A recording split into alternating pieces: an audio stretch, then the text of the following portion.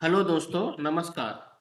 आज हम आपको मुंशी प्रेमचंद द्वारा लिखी गई नमक के दरोगा की कहानी सुनाएंगे। ये एक अंग्रेजों के ज़माने की बात है, जब अंग्रेजों ने नमक पर कर लगा दिया था। तो नमक पर कर लगाने के बाद गांव-गांव में चोरी छिपे इसका व्यापार होने लगा। कहीं रात के अंधेरे में गाड़ियों में नमक पहुंचाया जाता था, तो कहीं अफसरों की जेब रिश्वत से भर दी जाती थी। भ्रष्टाचार का चारों तरफ जाल फैल चुका था। ईमानदारी दम तोड़ती हुई नजर आती थी। इसी माहौल में एक इंस्पेक्टर मुंशी लाल जी अंग्रेजों की तरफ से नियुक्त की गए। वो बहुत ही गरीब परिवार के बेटे थे, लेकिन बहुत ही ईमानदार थे।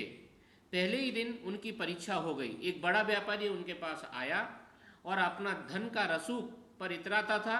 बोला, बंसीधर जी, ये कुछ नजराना स्वीकार कीजिए, आपका काम आसान हो जाएगा। इतना सुनकर बंसीधर की आंखों में आग चमक उठी। उन्होंने कहा, नजराना नहीं, तेरी हिम्मत कैसे हुई इस तरह बात करने के लिए? हमें न्याय चाहिए। व्यापारी समझा कि यह भी और बाकी अफसरों की तरह ही है, लेकिन बंसीधर ने उसे रंगे हाथों पकड़कर अदालत में पेश कर दिया। अदालत में व्यापारी ने अपनी दौलत का रौब दिखाया, गवाहों को खरीद फरोख्त की, लेकिन बंसीधर की सच्चाई के सामने सब झूठ बेनकाब हो गया और उसको आखिर में सजा हुई।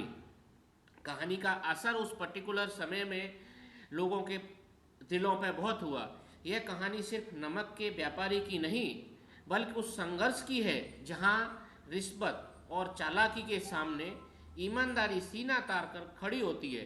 बंसीधर ने दिखा दिया, सच्चाई भले ही कठिन रास्ता हो, लेकिन अंत में वही जीतती है। Honesty is the best policy. इसलिए हम लोगों को संघर्ष के सामने अपनी सच्चाई को नहीं छोड़ना चाहिए, गलत रास्ते पर नहीं चलना चाहिए। यह कहानी इसी की ही सीख देती है। हम लोगों को अपने उसूलों पर ही चलना चाहिए। दोस्तों, आपको कहानी कैसी लगी आप ज़रूर बताएं। अगली कहानी में नई कहानी में फिर मिलेंगे।